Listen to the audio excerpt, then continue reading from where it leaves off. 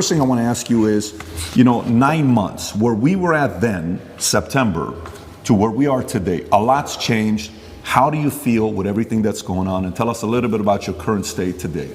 Yeah, there's a very strange sense of terror that comes from knowing exactly what's going to happen to you.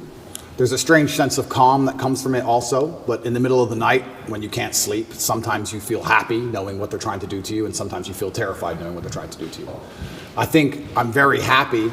Every single podcast I did previous to this, I hammered the point home and I made it very clear that they had the intention of trying to put me in jail. I said, there's 3 lives. They try and cancel you and slander you and destroy your name.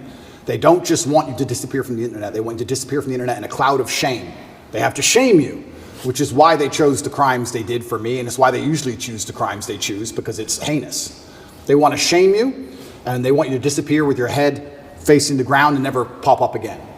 Obviously, they attempted to cancel me. I became more famous than ever before. I even said to you on your podcast, and I said on other podcasts, I said, I think they made a mistake. I think when you have power and you overuse it, what happens is a rebellion. That's how a revolution starts. When you have power, you have to be very, very careful with how you use that power. The second you overuse it, there's a revolution. And we're in Romania, so they know all about that. That's exactly what happens. And I said at the time, I think I was a mistake. I think they made a big mistake canceling me the way they did. And then the second time, the second life, which I described as they try and put you in jail for no reason. Here we are in the current scenario. I knew it was going to happen. And the third one is they put a bullet in your head. So we're going to have to see how the second life plays out. And yeah, I mean, when this is all over and I win the court case and I get the not guilty, I won't be smiling. I'll be walking out the courtroom with my head on a swivel. That's the kind of life I'm living now. I'm going to be thinking, oh, okay, so their second attempt failed. Now what? Like, do I want to fly private anymore? Do I want to go that place anymore? You start to think about these things. Like, do I want to do these things? A lot of billionaires dying in plane crashes. It's strange. So it's scary, regardless of how it plays out. And I guess you just have to go with the punches and see where it lands. And God has a plan for me and for all of us, and we're just going to see how it ends up. Full disclosure, you don't have any suicidal thoughts. I want to make it very clear, and I make it clear on absolutely every single podcast, I would never kill myself. I don't care what they say. I don't care what video they show you. Never under any circumstance would I kill myself. It's haram. Never. I don't care if they put me back in the dungeon, solitary confinement by myself for the rest of my human years. I would never kill myself, ever, ever. So if that ever happens, God forbid, do not believe whatever garbage they tell you. The chance of me killing myself is precisely 0. And you had this complete level of certainty that this is exactly how it would play out. You've said this on umpteen podcasts that this is their agenda. They have to damage my influence. They have to damage my influence. They can't sit there and let me be influential because I'm saying things that they don't like me saying.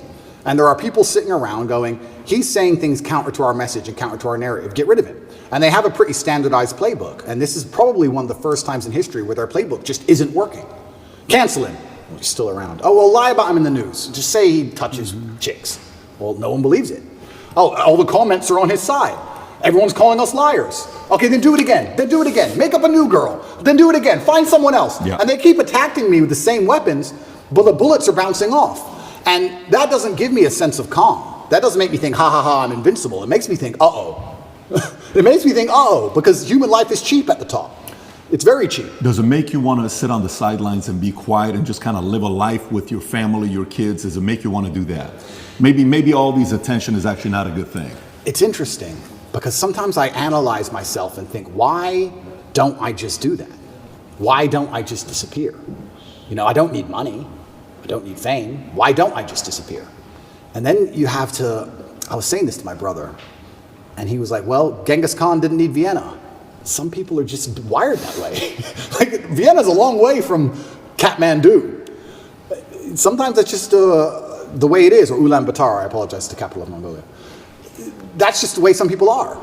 If I see injustice, and if I see things which I believe to be false, I feel like I am obligated to say the truth. I can't explain why, even if at my own detriment.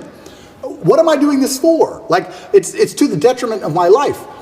And I've had these conversations at length with the people close to me, and we're all saying the same thing. It's always been the same way. Humanity's always been the same way. There's been a select, small, few good men up against evil, and evil always outnumbers you. Evil always has more money than you. They always have more power and more influence than you. If you play any video game, when you get to the end boss, he always has more life than you. He always has more hit points, but you're the good guy. And it's kind of like, It's never been any different. At any point in human history, there's been the good guys up against the forces of evil, whatever they were of the time, and you've always been outnumbered and you've always been supposed to lose. So you consider yourself the good guy in this situation? I think that truth is instilled by God in all of us, and I think if you tell the truth, you're a good person. So who do you think is the bad guy? You know, everyone uses they, them, they're after me. Who's they? Who's the bad guy? Well, instead of saying who, I will say, what I will start by saying is what they do. And what they do is they control information. And we now live in an information society, and by controlling information, they control how people think and act and react to things. That's all they have to do. They have to control information, and they have to be very selective with what they allow you to talk about and what they allow you to discuss and what they don't. And once they can do that, they can keep you bickering about garbage, and they can control the sensitive information, and then they run the world. So having all the information controlled and having this hard barrier on what can be discussed, that's how they can purport absolute fallacies. I think now it's been a couple years, we can probably talk about it. They psyoped the world into believing they should be afraid of the common cold. They psyoped the world into this. And if you think about how difficult that would be to do, how difficult would it be to psyop the entire population of Earth? Well, what you do is you just lie on repeat, and you don't allow anyone to say anything counter to it without hurting them the same way I've been hurt. And you just psyop them. It's actually amazing because now I use that exact same psyop on people. I love it. I love it. So when I sit with someone who's not matrix minded, when I sit with someone who is matrix minded, like when the BBC walked in here, I'm like, do you all have your vaccinations? Social distancing. Did you actually? 100%. Social distancing, please. And they look at me like I'm crazy. Well, how am I crazy? 2 years ago, you were telling me to do this. Now when I repeat your own worldview to you, I'm crazy. Well, if I'm crazy, guess what? You're a fucking liar because you lied the whole time. So either you're a liar or I'm not. You know, how can I be nuts? Put your fucking mask on. If I ever talk to any of these clowns again, they're going to be fully masked up. And I refuse. I don't care if you've had 2 booster jabs. No, I want all 6 injections. I want paperwork or get fucked. Or you're not coming in the house. Get fucked. I'm scared of COVID. It's dangerous. I believe the mainstream media. I'm scared. This word you keep using, PSYOP, I've never heard this word. It's short for psychological operations? Correct. Break that down. What exactly is a PSYOP? Yeah, a PSYOP is the matrix as a whole. It's like psychological operations are constant. They constantly decide how they want you to think and what they can do to make you believe that, right? There's a whole bunch of them they do. But it starts with tolerance. That's what I don't like about this whole guise of tolerance. It's not that I'm an intolerant person. It's not that I'm a bad person. It's not that I want to hurt other people. But when they keep pushing tolerance, what they're trying to say is have no standards or barriers or parameters for anything. That's what they want. You have to be tolerant. Tolerant of what? Tolerant of having your shop set on fire, tolerant of your kids being taught things you don't want, tolerant of crime, tolerant of your house being broken into. Like, tolerant of what? You're not allowed any hard barrier or any hard parameters as a man anymore. That's why they push tolerance. That's the beginning of it. That's the first stage. Once you accept absolute tolerance, well then it's the end, isn't it? I'm tolerant of everything. I'll eat the bugs. Sure. You'll tolerate everything. I'll tolerate everything. I'm tolerant. Sure. So when I say things like I'm intolerant of certain things and people think that's bad, no, you need to have standards and parameters. And that's one of the reasons they also attack me. I say that men should be allowed to have standards and parameters in a relationship and in their lives. We should be allowed to decide who we want to marry, and we should have standards for her.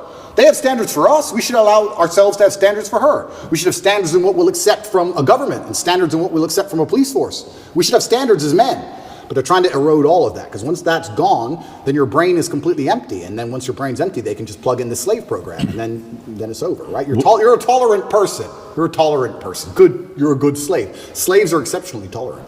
So the shirt you wear is what? Escape the slave mind? Resist the slave mind. Resist the slave mind. What does that mean exactly? It's a better word, resist. Resist. Right? But I want to do this before we get into, because we got 5 hours, guys. We got plenty of time to get into